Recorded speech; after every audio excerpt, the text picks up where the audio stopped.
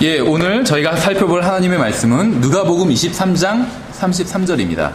누가복음 23장 33절. 누가복음 23장 33절. 여기 보시면 갈보리란 말이 나오거든요. 근데 이 갈보리란 말은 성경에 단 한 번만 나오는 말입니다. 갈보리. 근데 참고로 변개된 성경엔 이 갈보리란 말이 빠지고 없습니다. 그래서 킹제임스 성경에만 유일하게 있는 말들이 있는데, 이제 갈보리랑 대표적인 게 루시퍼라는 말이죠. 마귀, 사탄의 또 다른 이름인 루시퍼. 이게 개역 성경에도 그냥 샛별이라고 돼 있을 거예요, 아마. 이 갈보리도 해골의 곳 뭐 이런 식으로 다른 말로 돼 있을 겁니다. 근데 참 놀랍지 않으세요? 제가 어렸을 때 친한 친구 중에 이제 목사님 아들이 있었는데, 이제 아버지가 하는 교회 이름이 갈보리 교회였어요. 갈보리 교회. 그래서 갈보리란 말은 보통 개신교인들한테도 굉장히 익숙한 말이잖아요. 근데 막상 개역 성경에는 없는 말이에요. 갈보리란 말이. 킹제임스 성경에만 있는 말이고. 예, 그래서 누가복음 23장 33절 한번 읽어보겠습니다. 예, 다 같이 한번 읽어보겠습니다. 시작. 그들이 갈보리라 하는 곳에 이르러 거기서 그분을 십자가에 못 박고 그 범죄자들도 그렇게 하니 하나는 오른편에 다른 하나는 왼편에 있더라. 예, 그래서 오늘 우리는 갈보리를 기억하라는 제목으로 한번 하나님의 말씀을 살펴보도록 하겠습니다. 잠깐 기도하겠습니다. 먼저 하나님 아버지 감사합니다. 또 저희를 구원해 주시고 또 자녀 삼아 주시고 예수 그리스도의 생명과 또 믿음과 평안과 은혜를 주셔서 감사드립니다. 오늘 우리가 살펴보는 주님의 말씀을 통해 온전히 저희를 변화시켜 주시고 또 정말 주님의 뜻에 합당한 그런 자녀로 성장해 나갈 수 있도록 도와주시기 원합니다. 예수님의 이름으로 기도드렸습니다. 아멘. 예, 이 갈보리라는 건 이제 장소 이름입니다. 장소 이름. 특히 우리 주님께서 이제 십자가에 못 박혀서 죽으신 장소 이름이에요. 그래서 우리는 오늘 이제 대부분 아마 찾아보는 구절들은 이제 복음서에 있는 구절들입니다. 여러분 혹시 성지순례 다녀오신 분 계신가요? 저희 어머니는 2005년에 구원받으셨는데 아마 한 20년 전에 80년대에 성지순례를 다녀오셨었어요. 근데 그러니까 예수님을 믿기 전이었죠. 그때는 오히려 불교였어요. 그런데도 왜 성지순례를 다녀오셨는지 모르겠는데 어쨌거나 그냥 이제 패키지 관광으로 그렇게 다녀오신 것 같아요. 그런데 마틴 루터가 이런 얘기를 한 적이 있습니다. 진정한 성지순례는 예루살렘이나 로마로 가는 게 아니라 시편과 복음서로 가야 된다, 이런 얘기를 했어요. 왜냐하면 성지순례라는 게 이제 좋게 말하면, 물론 이제 거기가 성지다 이렇게 말하는 것 자체도 이제 어폐가 있겠죠. 잘못된 말이에요. 사실 성지순례란 말 자체는 이제 우리가 그냥 덮어놓고, 보통 사람들이 다 그렇게 말을 하니까 우리도 그냥 덮어놓고 그렇게 얘기를 하면, 성지순례를 하는 것 자체의 의도가 예수님과 아니면 또 사도들의, 우리의 신앙의 선배들의 발자취를 좀 더듬어 보기 위해서 성지순례를 가보는 거잖아요.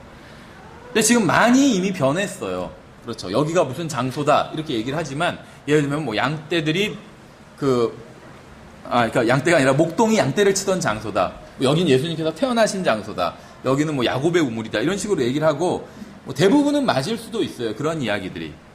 근데 또 틀릴 수도 있다는 거죠. 그걸 본다고 해서, 그 장소에 가서 본다고 해서 어떤 감흥이 생기거나 아니면 신앙이 성장해 나가거나 이런 것은 아니라는 겁니다. 그렇죠.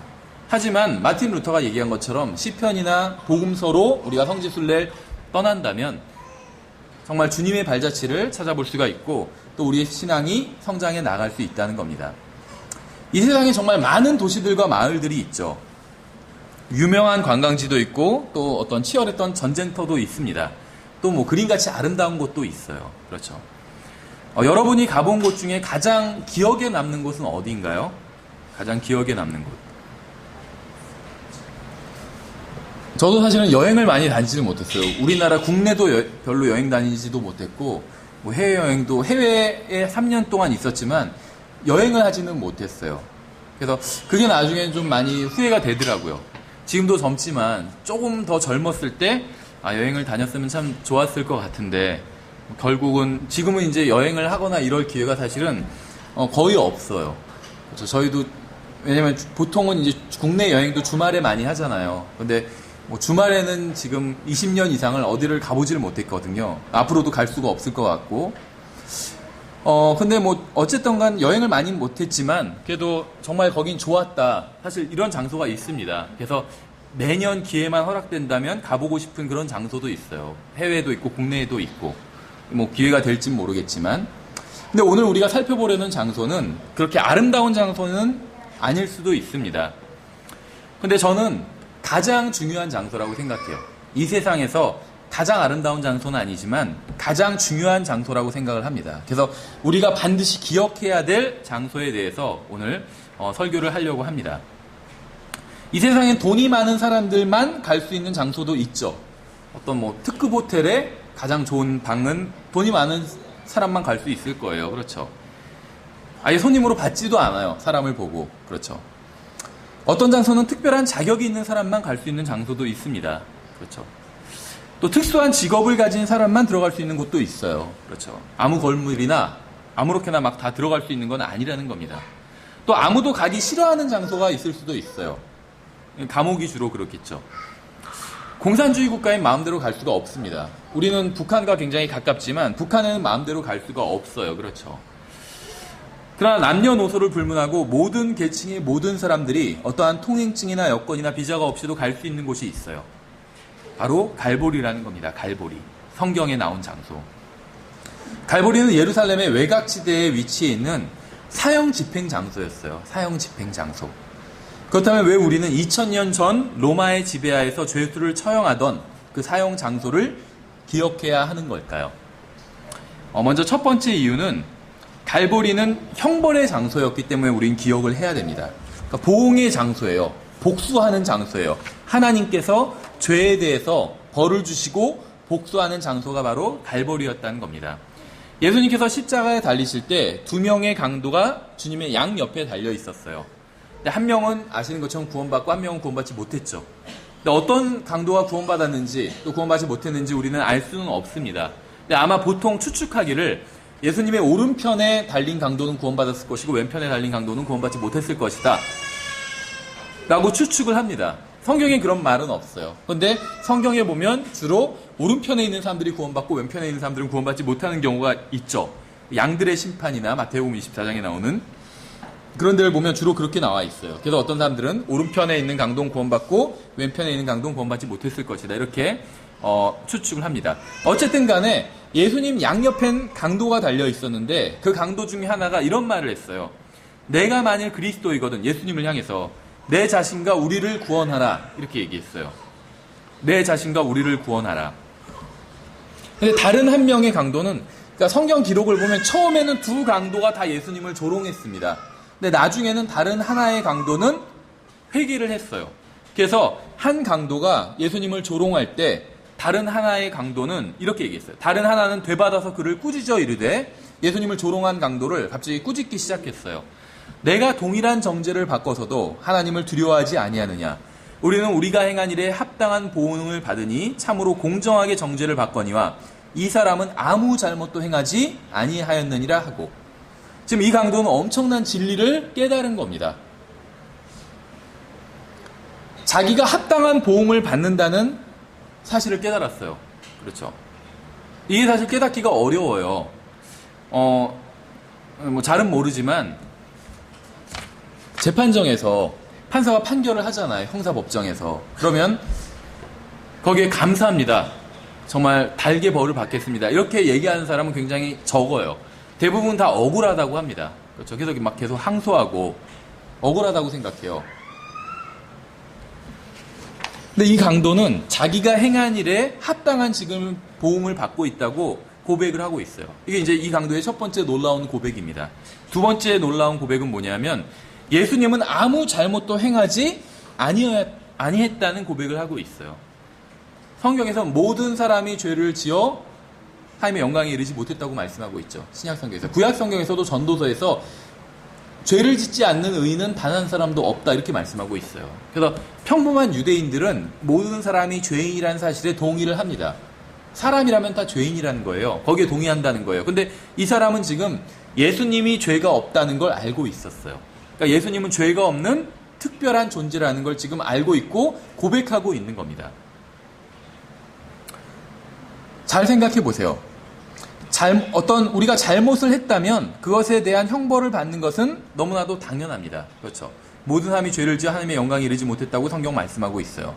모든 사람은 죄인으로 태어났습니다. 그런데 성경은 단순히 모든 사람들이 다 죄인으로만 태어난 게 아니라 죄를 지었다고 말씀하고 있어요. 그렇죠. 죄인으로만 태어난 게 아니라 실제로 죄를 지었다고 말씀하고 있어요. 그래서 모든 사람이 다 죄를 지었으므로 모든 사람들은 언젠가 오늘 본문의 십자가에 매달린 두 강도와 마찬가지로 결국 비참한 죽음으로 죽게 될 겁니다. 죄인의 죽음은 비참한 죽음이에요. 그 다음에 아무리 돈이 많건 아무리 사회에서 성공을 많이 했건 간에 상관없이 구원받지 못하고 죄인의 죽음으로 죽는 사람은 비참한 죽음입니다. 물론 모든 사람들이 다 십자가에서 죽지는 않을 거예요. 그렇죠. 오히려 십자가 위에서 죽는 사람은 아마 거의 없을 겁니다. 앞으로는. 어떤 사람은 뭐 술집에서 죽을 수도 있고 어떤 사람은 차 안에서 죽을 수도 있고 어떤 사람은 거리를 지나가다가 죽을 수도 있을 거예요. 그렇죠. 근데 아마 대부분의 사람들은 침대 위에서 죽을 겁니다. 병원 침대 위에서. 일반적으로. 그렇죠. 우리나라 일반적 서울에 살고 있는 또 도심에 살고 있는 일반적인 우리나라 사람은 아마도 병원 침대에서 죽게 될 거예요. 그렇죠. 그런데 죄 문제를 해결하지 못한 채 죽는 모든 사람들의 죽음은 비참한 죽음이에요. 아무리 안락한 침대에서 죽는다 할지라도 가족들이 다 임종을 지켜보는 가운데 죽는다 할지라도 그건 비참한 죽음이라는 겁니다. 왜냐하면 그리스도 없는 삶을 살다가 그리스도가 없는 관에 누여서 그리스도 없는 무덤으로 들어가 그리스도가 없는 지옥에서 영원히 고통받는 것은 가장 비참한 죽음이라는 겁니다. 우리는 갈보리에서 두 강도가 자신들의 죄에 대한 보응을 받고 십자가에서 처형되는 것을 보았습니다. 갈보리는 그렇게 우리에게 경고하고 있어요. 갈보리는 죄에 대한 형벌의 장소고 이 세상에 그 누구도 죄의 삭을 피할 수 없다는 사실을 지금 증거하고 있는 거예요. 그래서 이 두 강도가 자신들의 죄에 대한 보응을 받은 것처럼 모든 사람들은 죄에 대한 보응을 받게 될 거예요. 이 갈보리를 통해서 우리가 그걸 알 수 있다는 겁니다. 두 번째, 우리가 갈보리를 기억해야 되는 이유는 갈보리는 약속의 장소이기 때문에 우리는 기억을 해야 됩니다. 예수님의 양옆에 달린 강도 중 한 명이 주님께 소리를 쳤죠. 주여, 주께서 주의 왕국으로 들어오실 때 나를 기억하소서. 이렇게 예수님께 요청을 했어요. 지금 이 강도는 이 세상에서 전혀 살 가치가 없다고 판단되었기에 당시에 가장 비참한 죽음으로 죽어가고 있는 거예요. 그렇죠. 사형을 당해서. 근데 이 강도가 주님의 나라에서 자신을 기억해 달라고 외치고 있죠. 비참한 죽음으로 죽어가고 있는 흉악한 강도에게 세상 죄를 제거하시는 하나님의 어린 양은 약속하셨어요. 진실로 내가 내게 이르노니 오늘 내가 나와 함께 낙원에 있으리라. 왜 주님께서 이런 약속을 해주셨을까요? 그 이유는 이 강도가 주님께 요청을 하면서 자신의 신앙 고백을 했기 때문입니다. 이 강도는 예수님을 주님이라고 불렀어요. 주여, 주께서 주의 왕국으로 들어오실 때 나를 기억하옵소서. 근데 성경이 뭐라고 말씀하고 있죠? 로마서에서 누구든지 주의 이름을 부르는 자는 구원을 받으리라 이렇게 말씀하고 있어요. 그렇죠. 이 강도는 주님의 이름을 부른 거예요. 주라는 게 주님의 이름이 따로 있는 게 아니라 주라는 게 이름이라고 말씀드렸죠. 그래서 주라는 이름이에요. The name of the Lord라는 말이 주라는 이름이에요. The city of Seoul 하면 서울이 있고 다시 도시가 따로 있고 이게 아니라 서울이라는 도시라는 말이죠. 이 of라는 게 앞과 뒤가 서로 밀접한 관련이 있다. 이제 이런 걸 나타내는 전치사예요. 근데 주의 이름도 마찬가지예요. 주라는 이름이 따로 주의 이름이 따로 있는 게 아니라 주라는 이름이에요. 주라는 게 예수님의 이름 중 하나입니다. 예수라는 이름이 있고 여호와라는 이름도 있죠. 주라는 이름도 있어요. 그 계시록에 보면 하나님의 말씀이라는 이름도 있죠. 별명이 아니라 이름이라고 나와 있어요. 성경에는 다. 주님의 이름을 불렀어요. 이 강도는. 그래서 구원받은 거예요. 누구든지 주님의 이름을 부르면 구원을 받을 수가 있어요. 그건 로마서 10장에서 말씀하고 있는 거죠. 그래서 이 강도는 주님의 이름을 불렀습니다. 믿는 마음으로 불렀겠죠. 그러니까 예수님께서는 오늘 내가 나와 함께 낙원에 있으리라고 구원을 약속해 주셨어요. 이 강도는 주여 나를 기억하소서라고 기도를 했습니다. 근데 오늘 나와 함께 낙원에 있으리라는 약속을 받았어요. 모든 사람들이 다 죄를 지었지만 모든 사람들이 다 지옥에 가지 않습니다. 왜 그런 줄 아세요? 모든 사람이 다 죄를 지었어요. 근데 모든 사람이 다 지옥에 가진 않는다는 거예요. 왜냐하면 주여 나를 기억하소서라고 주님께 주님의 이름을 부르는 사람은 구원받을 수 있기 때문에, 누구든지 주님의 이름을 부르는 사람은 하나님께서 낙원을 약속해 주시기 때문에 지옥에 가지 않아도 된다는 거예요. 그래서 갈보리가 죄의 보응의 장소라는 것은 사실입니다. 하나님께서는 이 갈보리를 통해서 모든 죄는, 죄를 지은 모든 사람은 반드시 벌을 받게 된다라는 걸 알려주시기 위해서 이 갈보리에 대해서 성경에 기록해 놓으신 거예요. 근데 우리는 그것을 마냥 두려워하기만 할 필요는 없습니다. 갈보리가 보응의 장소일지라도 하나님께서 죄인들의 울부짖는 간구를 들으시고 기억하시고 구원을 약속해 주시는 장소라는 사실도 기억하고 감사해야 합니다. 여러분이 죄인이고 구원받기를 원한다면 여러분은 이 세상의 그 어떤 장소보다도 갈보리를 기억해야 돼요. 갈보리에서 어떤 일이 있었는지, 그렇죠? 한 사람은 구원받지 못하고 한 사람은 구원받게 됐어요. 근데 그 엄청난 차이잖아요. 그렇죠? 근데 그 엄청난 차이를 가져온 건 아주 단순한 거였어요. 주님을 믿고 개인적인 구원자로 받아들이자 엄청난 차이가 일어나게 된 거예요. 그렇죠? 둘 다 지옥으로 가고 있던 사람인데 한 사람은 주님을 개인적인 구원자로 받아들이고 믿으니까 구원받게 되었다는 것이죠. 전 이걸 생각하면 정말 아찔하더라고요. 그래서 제가 지난번에도 그 아버지께 복음을 전했던, 최근에 복음을 전했던 얘기를 드렸었죠. 정말 예수님만 믿으면 용서받고 하늘나라에 갈 수가 있는데 그걸 거부하고 있는 거예요. 대부분은 자기 의 때문에. 그렇죠.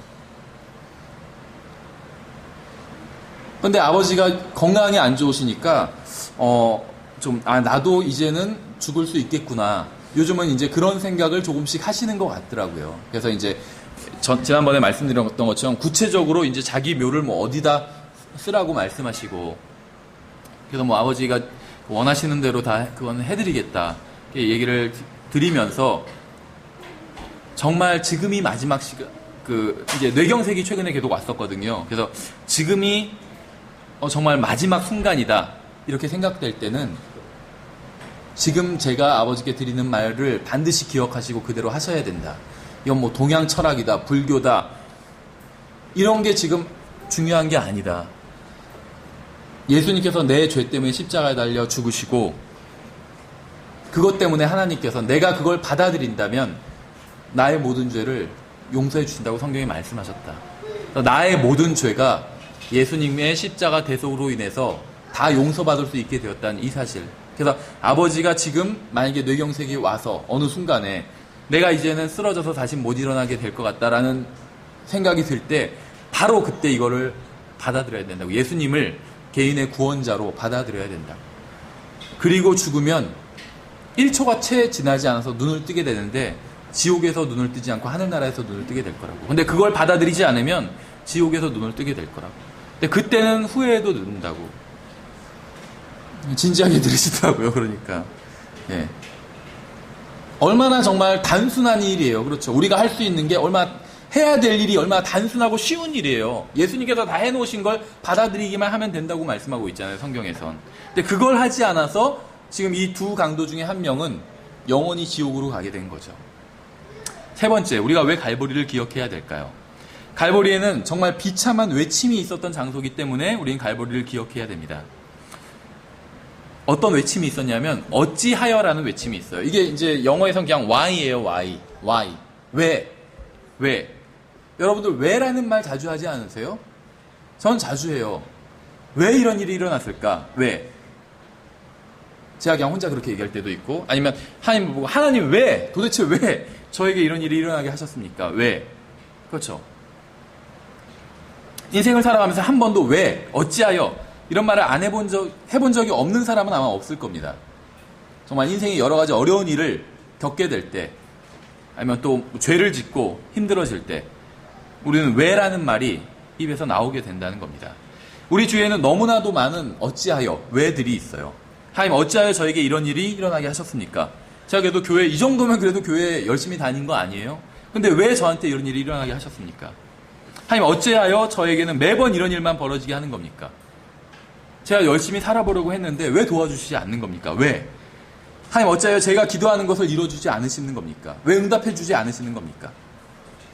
그러니까 정말 인간은 어찌하여라는 말을 유난히도 잘하는 그러한 창조물입니다.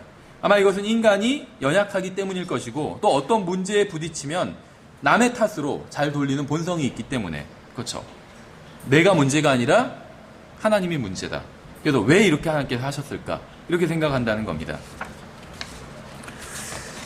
그런데 우리에게는 어찌하여라고 말하며 하나님을 원망하기 전에 한 가지 생각해 봐야 될 것이 있어요. 우리가 우리의 욕심과 정욕과 탐욕과 욕망을 이루지 못한 것을 한탄하면서 어찌하여라고 연발하고 있는 이 순간에도 갈보리에서도 어찌하여라는 이 갈보리에서 어찌하여라고 예수님께서 외치신 것이 아직도 메아리 치고 있다는 겁니다. 예수 그리스도께서는 갈보리에서 어찌하여라고 외치셨어요. 나의 하나님 어찌하여 나를 버리셨나이까. 아마 이 세상에서 예수님보다 더 억울했던 사람은 없을 거예요. 더 예수님보다 억울한 사람도 없고. 그렇죠. 우리가 가끔 억울한 일을 당할 때가 있잖아요. 그렇지 않나요? 억울한 일을 당할 때가 있어요. 그러면 하나님께 왜 제가 이런 일을 당하게 하셨습니까? 이렇게 따질 때가 있죠. 말을 그렇게 기도하지는 않아도 속으로 그렇게 생각할 때가 있어요. 그렇죠. 근데 예수님보다 더 억울한 사람은 없어요. 예수님은 어찌하여 나를 버리셨나이까? 아버지께 이렇게 기도를 했죠. 우리가 갈보리를 기억해야 되는 이유는 갈보리는 비참한 외침이 있었던 장소이기 때문입니다. 왜 하나님께서는 예수 그리스도를 버리셨을까요? 진짜로 버리신 거예요. 하나님 아버지께서 예수님을 버리셨어요. 그래서 예수님께서는 어찌하여 나를 버리셨나이까 이렇게 외치신 거예요. 그냥 말만 이렇게 하신 것이 아니라 실제로 하나님께서는 예수님을 버리신 겁니다. 왜 버리셨을까요? 왜? 여러분 그 이유를 아세요? 하나님께서 예수님을 버리신 이유는 우리 중에 가장 좋은 사람이라 할지라도 하나님의 진노를 진정시키거나 누그러뜨릴 수 있는 능력이 전혀 없기 때문에 우리 중에서 가장 선하고 위대한 사람이라 할지라도 우리를 더러운 죄악과 심판과 지옥의 형벌로부터 구원해달라고 하나님을 설득할 수가 없기 때문에 왜 하나님께서 나를 하늘나라에 보내야 되는지 내가 하나님을 설득할 방법이 전혀 없기 때문에 그래서 하늘의 모든 찬양을 받으시기에 합당하신 하나님의 어린 양은 갈보리에서 하나님 아버지께 버림을 받은 거예요. 왜 버림을 받았을까요? 성경에는 예수님께서 우리를 위하여 죄인이 되셨다라는 말은 없어요. 예수님께서 우리를 위해서 죄인이 되신 건 사실입니다. 그게 잘못됐다는 말은 아니에요. 근데 성경에 그런 말이 없다는 거예요. 성경에선 예수님께서 우리를 위해서 죄가 되셨다고 말씀하고 있어요. 죄가 되셨다고. 하나님께서는 죄를 가지고 계실 수가 없어요. 그래서 버리실 수밖에 없던 거예요. 예수님이 우리를 위해서 죄가 되셨기 때문에 죄인이 아니라 죄가 되셨기 때문에 하나님께서는 예수님을 버리실 수밖에 없던 거예요. 그렇죠. 성경은 예수님이 샤론의 장미다 아니면 골짜기에 백합하다 이렇게 말씀하고 있어요. 그런데 바로 그분이 하나님과 원수된 우리를 화해시키려고 돌아가시면서 나의 하나님 어찌하여 나를 버리셨나이까라고 외치신 것이죠. 그때 하늘은 어두워졌고 바위는 갈라졌고 무덤은 열렸고 하나님 아버지께서는 성소의 휘장을 찢으셨습니다. 갈보리는 바로 인간의 몸을 입고 오신 하나님께서 인간과 같이 피를 흘리고 가장 흉악한 죄인의 죽음으로 죽으신 장소입니다. 그래서 우린 갈보리를 기억해야 돼요. 갈보리를 왜 또 우리는 기억해야 될까요? 갈보리는 용서의 장소이기 때문에 우리는 기억해야 됩니다. 인간들이 하나님을 모독하고 멸시하고 조롱하는 순간 하나님께서는 그들을 즉시 죽이지 않으셨어요. 예수님께서 십자가에 달리려고 하는 그 순간에도 예수님께서는 여전히 하나님이셨습니다. 그래서 누가 예수님을 살해한 게 아니에요. 예수님께서는 자기가 자발적으로 우리를 사랑해서 자기의 생명을 우리를 위해서 내어주신 겁니다. 그렇죠. 그래서 내가 내어주지 않으면 아무도 이것을 취해갈 수 없다라고 예수님께서 말씀하셨잖아요. 그래서 우리를 위해서 자원해서 죽어주신 거예요. 할 수 없이 죽으신 것이 아니라 로마 사람들한테 끌려가서 할 수 없이 죽으신 것이 아니라 우리를 위해서 자원해서 죽으셨다는 거예요. 예수님께서는 십자가에 달리시는 순간에도 여전히 하나님이었기 때문에 즉시 천사들을 불러서 헤롯과 예를 들면 빌라도를 즉시 벌하실 수도 있었어요. 근데 그렇게 하지 않으셨다는 것이죠. 왜 그렇게 하지 않으신지 아세요? 하나님께서는 예수님을 조롱하고 박해하던 사람들을 즉시 쳐서 지옥으로 보내실 수도 있었습니다. 근데 그렇게 하지 않으셨어요. 왜 그렇게 하지 않으셨냐면 갈보리가 용서의 장소이기 때문입니다. 용서의 장소. 예수님께서는 고통 중에서도 이렇게 기도를 하셨어요. 예수님께서 보통 십자가 위에서 예수님께서 하신 말씀이 7가지라고 이제 얘기를 합니다. 그래서 예수님의 가상 7원, 십자가 위에서 하신 7가지 말씀. 이제 뭐 이렇게 이제 정리를 하는데 그 중에 하나가 바로 이거예요. 누가복음 23장 34절에서 그때 예수님께서 이르시되 아버지여 저들을 용서하여 주옵소서 저들은 자기들이 하는 일을 알지 못하나이다 하시더라. 그들이 그분의 옷을 나누어 제비를 뽑고 이렇게 말씀하고 있죠. 예수님께서 십자가 위에서 하신 말씀 중에 하나는 사람들을 용서해 달라는 그러한 기도였습니다. 사람들을 용서해 달라는. 우리 어린 양께서는 자신의 뺨을 치고 조롱하고 채찍으로 후려 갈기고 속옷을 제비 뽑는 사람들을 용서해 달라고 기도하신 거예요. 그는 학대를 당하고 고난을 당하였어도 자기 입을 열지 아니하였고 도살장으로 향하는 어린 양같이 끌려가며 털 깎는 자 앞에서 잠잠한 양같이 자기 입을 열지 아니하였도다. 이렇게 말씀하고 있죠. 하나님의 그 어린 양께서 고통 중에 입을 여셔서 하신 말씀은 우리들이 고통당할 때 하나님께 부르짖는 것처럼 하나님 저를 이 고통에서 건져내 주십시오. 하나님 왜 다른 사람들은 다 잘 사는데 저한테만 이러시는 겁니까? 이런 부르짖음이 아니었어요. 주님께서는 자신의 옆구리를 창으로 찌르는 사람을 용서해 달라고 기도하신 겁니다. 주님께서는 자신을 핍박한 모든 사람들을 용서해 달라고 기도하신 거예요. 주님께서 아직도 예수 그리스도를 모르고 하나님께 대항하고 있는 모든 사람들을 용서해 달라고 기도하신 겁니다. 주님께서 고통 중에 아버지께 드린 기도는 예수 그리스도를 믿고 거듭났으면서도 아직도 온갖 정욕과 자아로 충만한 우리들을 용서해 달라고 기도하신 거예요. 하나님께서는 주님의 기도에 응답해 주셨습니다. 그래서 성경은 우리의 죄를 속하기 위해 어떤 제물도 더 이상 필요치 않다고 말씀하고 있는 거예요. 갈보리는 이 세상의 모든 죄가 모든 사람이 사실은 용서받은 장소예요. 갈보리는. 그래서 어떻게 된 줄 아세요? 용서를 받아서 그렇다고 그냥 구원받았다 이 말은 아니에요. 그럼 뭘 용서받았냐면 알지 못하고 한 것에 대해서 용서받은 거예요. 알지 못하고 한 것에 대해서. 그렇죠? 잘 보세요. 아버지여 저들을 용서하여 주옵소서 저들은 자기들이 하는 일을 알지 못하나이다.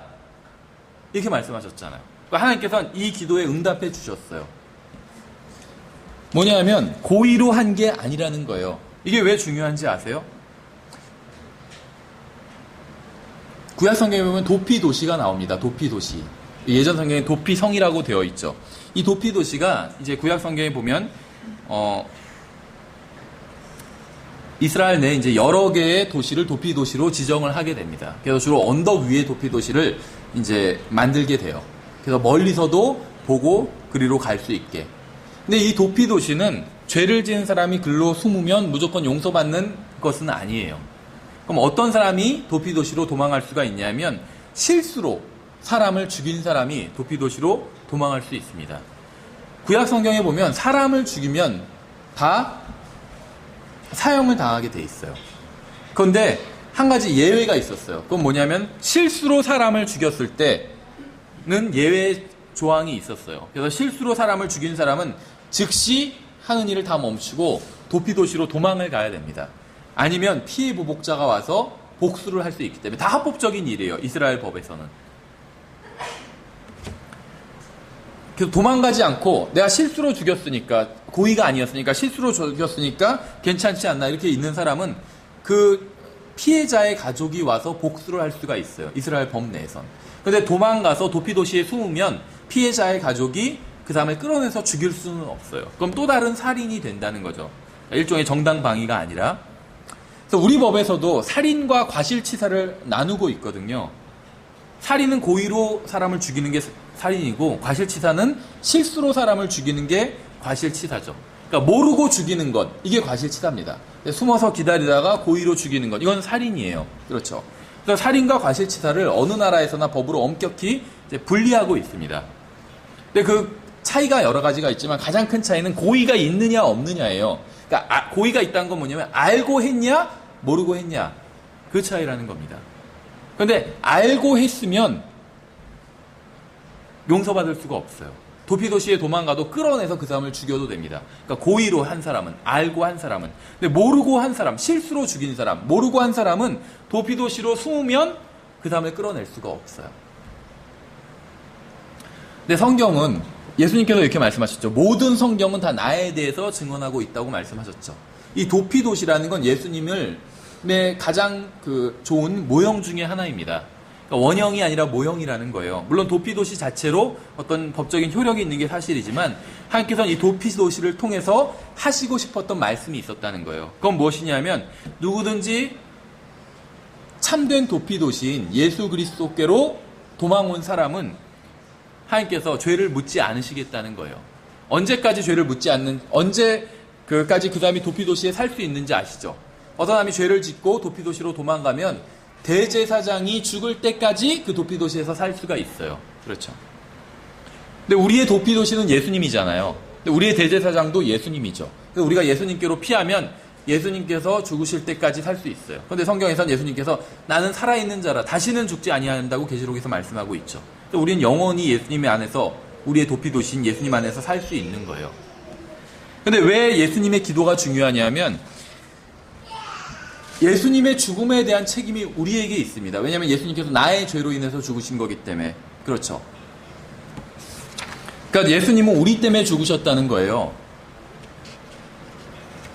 그러니까 우리는 일종의 어떻게 보면 살인자인 거죠. 간접적인 살인의 책임이 있는 거죠. 간접적으로도 책임이 있으면 살인의 죄책을 질 수가 있어요. 일반 법에서도. 그래서 우리는 예수님의 죽음에 대한 책임이 우리에게 있어요. 그런데 예수님께서 기도하시기를 하나님께 탄원한 게 뭐였냐면 고의로 한 게 아닌 걸로 해달라고 탄원하신 거예요. 이 사람들은 자기들이 하는 일을 모르고 있다. 그래서 용서해달라고 하신 거예요. 고의로 한 게 아니고 실수로 한 것으로 해달라고 탄원하신 거예요. 하나님께서는 거기에 응답해 주신 거예요.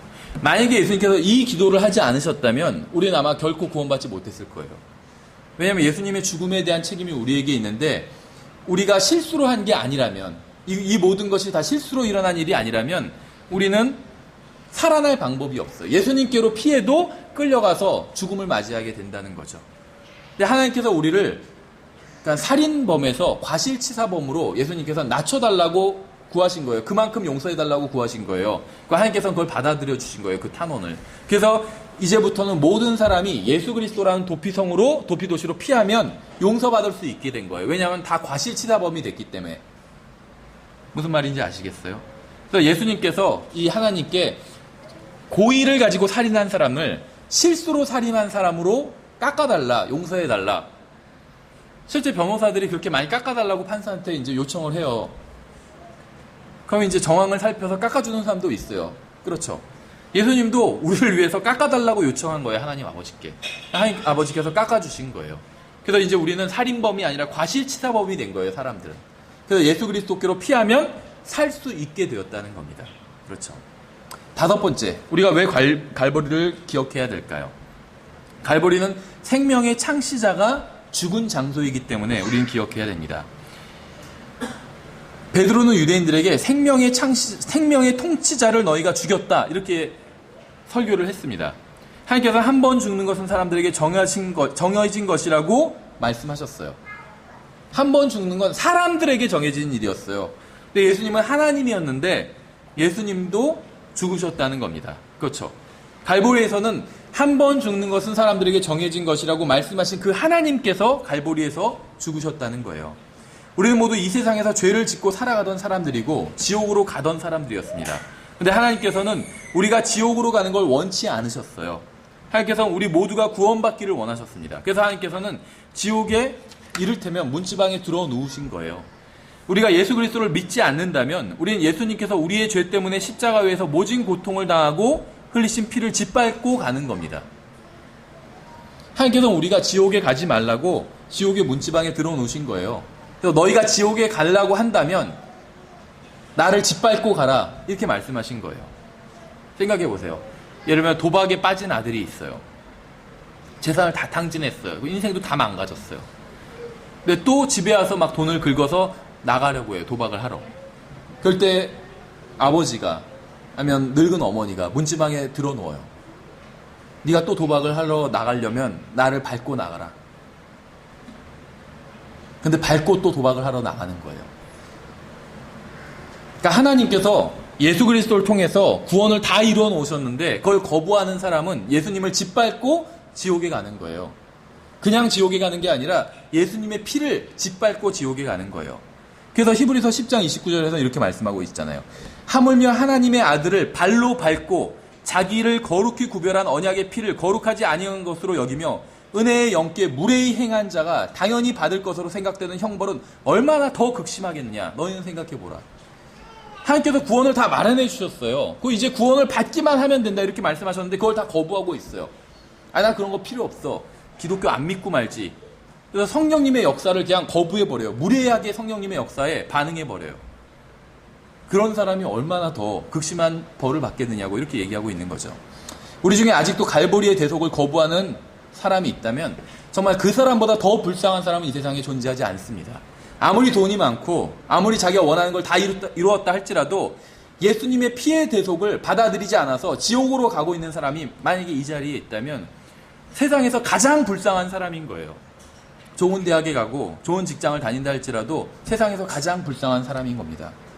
우리의 더러운 죄가 깨끗이 씻긴 갈보리에서 피 흘려 돌아가신 분을 깊이 생각해 봐야 됩니다. 이에 우리가 갈보리를 기억해야 하는 또 다른 이유가 있을까요? 갈보리는 조롱과 모욕과 비웃음의 장소이기 때문에 우리는 갈보리를 기억해야 됩니다. 누가복음 23장 35절 36절에서는 이렇게 말씀하고 있어요.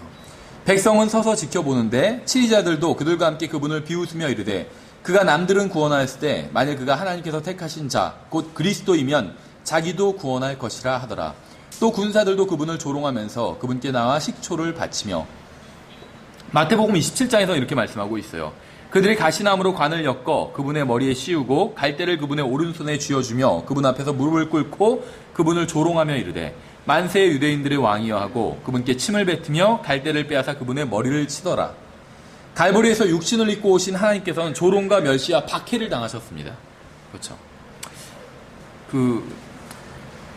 영어로 된 설교 중에 가장 유명한 설교가 있는데 제목이 뭐냐면 Sinners in the Hands of an Angry God이라는 설교예요. 그래서 성난 하나님의 손안에 떨어진 죄인들이란 제목의 설교입니다. 어느 정도로 유명하냐면 미국의 교과서, 역사 교과서에도 나올 정도로 유명해요. 지금도 나오는지는 모르겠는데 예전에 제가 공부할 땐 나와 있었어요. 그 설교가 일부분이. 그런데 이제 이 설교가 너무 훌륭한 설교다 해서 교과서에서 나온 건 아니고 굉장히 어떻게 이건 정말 증오 문학이다. 그러니까 이 문학적인 이 표현은 좋지만 너무 인간을 증오하는 관점에서 기록된 그런 설교다. 이런 예로 이제 교과서에 실렸던 그런 설교였어요. 그래서 이 표현이 굉장히 아름답다고 하면 좀 뭐하지만 왜냐하면 사람들이 지옥에 가는 거를 묘사하고 있기 때문에 뭐 아름답다고 볼 수는 없겠지만 영어 표현 자체는 굉장히 킹제임스 성경의 표현처럼 이렇게 아름다운 표현으로 기록된 이런 설교입니다. 근데 이 설교의 내용은 뭐냐면 모든 사람이 구원받지 않은 모든 사람은 하나님의 손 위에 있다는 거예요. 하나님의 손바닥 위에. 근데 하나님의 손바닥 아래는 지금 지옥의 불길이 활활 타오르고 있다는 거예요. 근데 그 손바닥 위에 구원받지 않은 사람들이 있는데 하나님께서는 화가 몹시 나셨다는 거예요. 이 설교의 내용이. 왜냐하면 사람들이 죄인이기 때문에. 그런데 하나님께서는 인내를 가지고 그 사람을 참아주고 계신다는 거예요. 그런데 하나님께서 참아주고 계시지만 지금은 계속 영원히 참지는 않으실 거라는 거예요. 그래서 손바닥을 이렇게 하고 있지만 언젠간 손바닥을 뒤집으실 것이다. 이게 그 설교의 주요 내용이에요. 그래서 사실 이 설교로 인해서 이제 미국의 대각성 부흥이 일어나게 돼요. 갈보리에서 하나님은 더러운 정욕에 사로잡힌 성난 죄인들의 손에 떨어져서 온갖 고통을 당하셨어요. 죄인들이 하나님의 손에 떨어진 게 아니라 갈보리에선 반대로 하나님께서 죄인들의 손에 떨어져서 고통을 당하셨습니다. 전능하신 하나님께서 조롱을 당하시고 멸시와 천대를 받으신 유일한 곳이 갈보리예요. 굉장히 독특한 곳이죠. 그래서 우리는 갈보리를 기억해야 됩니다. 근데 전능하신 하나님께서 조롱과 멸시와 천대를 받으신 이유가 우리 때문에 받아주신 것이죠. 대신해서. 여섯 번째, 왜 우리가 갈보리를 기억해야 될까요? 갈보리는 하나님께서 영광을 받으신 장소이기 때문입니다. 그러니까 지금 갈보리에서 엄청나게 많은 일들이 일어난 거죠. 갈보리는 하나님께서 영광을 받으신 장소입니다. 그래서 우리는 갈보리를 기억해야 합니다. 누가복음 23장 47절에 이렇게 되어 있어요. 이제 백부장이 이루어진 일을 보고 하나님께 영광을 돌리며 이르되 이분은 확실히 의로운 사람이었도다 하더라. 저는 사실 이런 구절을 읽을 때 굉장히 좀 놀라워요. 왜냐하면 하나님의 영광을 한번 생각해 보세요. 생각이 잘 안 되죠. 이건 무슨 추상 명사예요. 하나님의 영광. 그래서 하나님의 영광이 뭐냐? 그럼 설명하기도 힘들어요. 그렇죠. 그런데 이게 분명한 건 정말 인간과는 별로 관계가 없어요. 그렇죠. 생각해 보세요. 제가 하나님을 영광스럽게 할 수 있을까요? 아무런 힘도 없는 사람이. 좀 뭔가 이거는 인간과는 굉장히 괴리가 큰 거라고 생각이 됩니다. 그런데 여기서 보면 백부장이 하나님께 영광을 돌렸대요. 엄청난 것 같지 않으세요? 우리가 로마서를 공부할 때 살펴봤었죠. 우리가 찬양을 드리는 게 하나님께 영광을 돌리는 거예요. 그렇죠. 그래서 성경에 나를 찬양하는 자들이 나를 영화롭게 하리니 이렇게 말씀하고 있잖아요.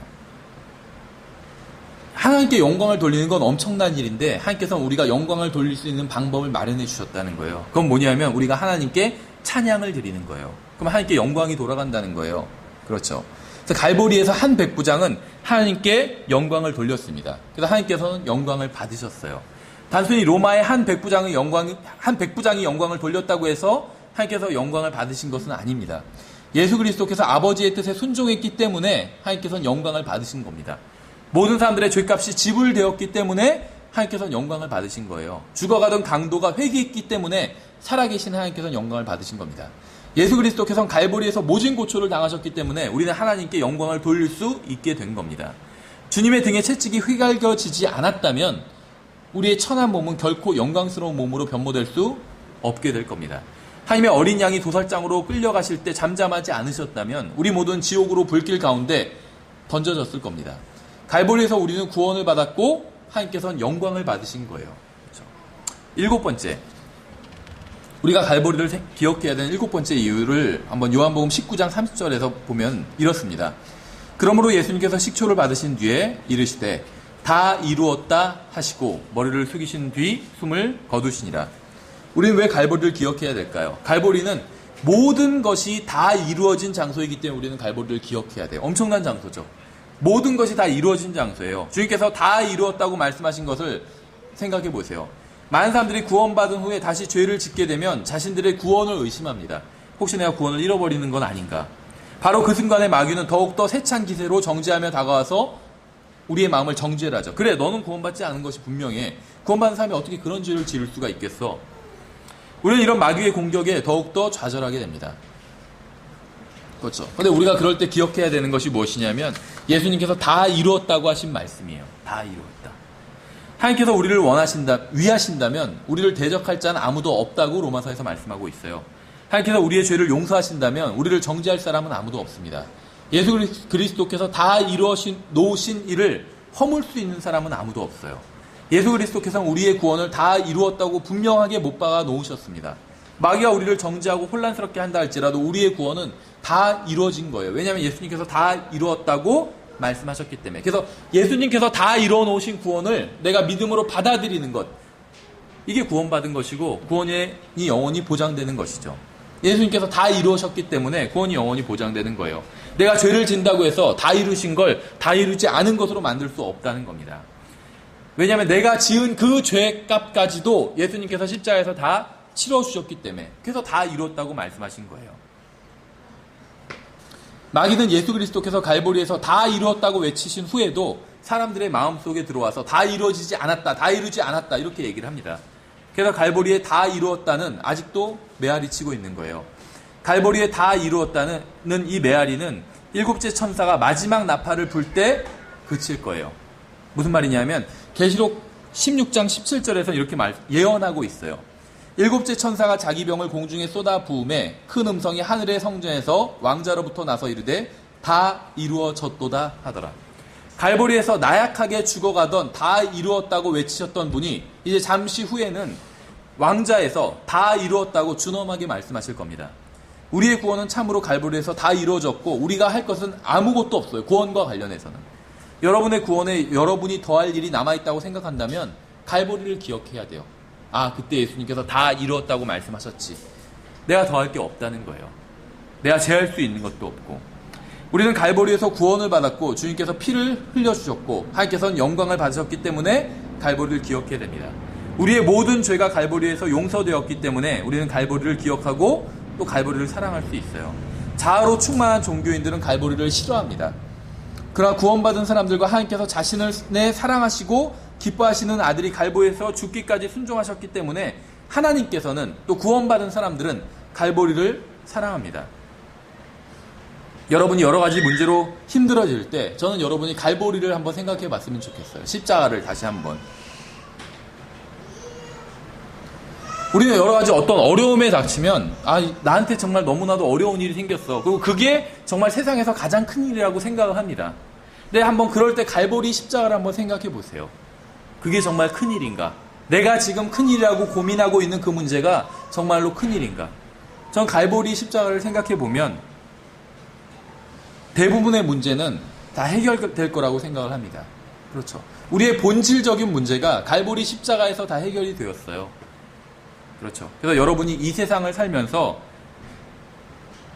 어려운 일을 당한다면, 고난을 당한다면 갈보리를 생각했으면 좋겠어요. 아니면 여러분이 죄 문제 때문에 어려워하고 있다면 다시 한번 갈보리를 생각을 해야 된다는 겁니다. 그래서 그 갈보리에서 죽기까지 순종하신, 또 우리를 위해서 자신의 목숨을 내어드린 예수님을 생각하고 또 그분께 감사를 드린다면 저는 우리의 인생이 완전히 달라질 거라고 생각을 합니다. 저는 우리의 인생에 많은 문제가 생기는 가장 큰 이유 중에 하나는 갈보리, 예수님의 십자가를 우리가 잊어버리기 때문에 많은 문제가 생긴다고 생각해요. 우리가 예수님의 십자가를 항상 기억하고 있다면 우리가 생각하는 문제라고 생각하는 많은 것들이 더 이상은 사실은 전혀 문제가 아니라는 사실을 알게 될 거라고 생각을 합니다. 여기서 잠깐 기도하겠습니다. 하나님 아버지, 저희가 이 시간 갈보리에서 어떤 일이 일어났는지 저희가 7가지를 살펴봤습니다. 지금 저희가 이 세상을 살아가면서 주님의 갈보리 십자가를 잊지 않고 살아갈 수 있도록 도와주시기 원합니다.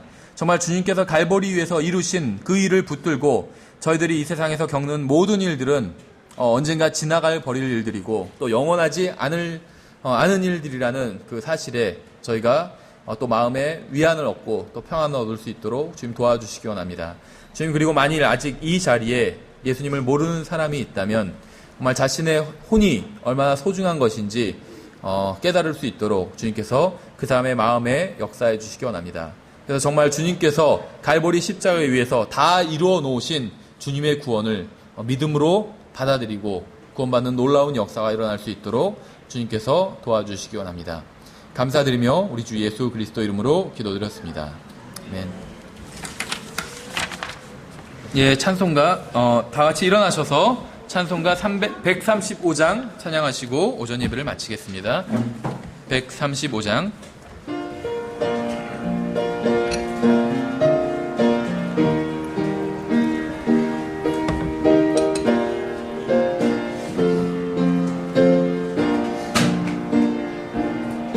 갈보리산 위에 십자가 섰으니 주가 고난을 당한 표라. 험한 십자가를 내가 사랑함은 주가 보혈을 흘림일세. 최후 승리를 얻기까지 주의 십자가 사랑하리. 빛난 면류관 받기까지 험한 십자가 붙들겠네. 멸시함을 받은 주의 십자가에 나의 마음이 끌리도다. 귀한 어린 양이 영광 다 버리고 험한 십자가 지셨도다. 최후 승리를 얻기까지 주의 십자가 사랑하리. 빛난 면류관 얻기까지 험한 십자가 붙들겠네. 험한 십자가에 믿는 마음으로 바라보니 나를 용서하고 내 죄 사하시려 주가 흘리신 보혈일세. 최후 승리를 얻기까지 주의 십자가 사랑하리. 빛난 면류관 받기까지 험한 십자가 붙들겠네. 주가 예비하신 나의 본향집에 나를 부르실 그날까지 험한 십자가를 항상 달게 지고 내가 죽도록 충성하리. 최후 승리를 얻기까지 주의 십자가 사랑하리. 빛난 면류관 받기까지 험한 십자가 붙들겠네. 아멘. 예, 오전 예배를 마쳤습니다.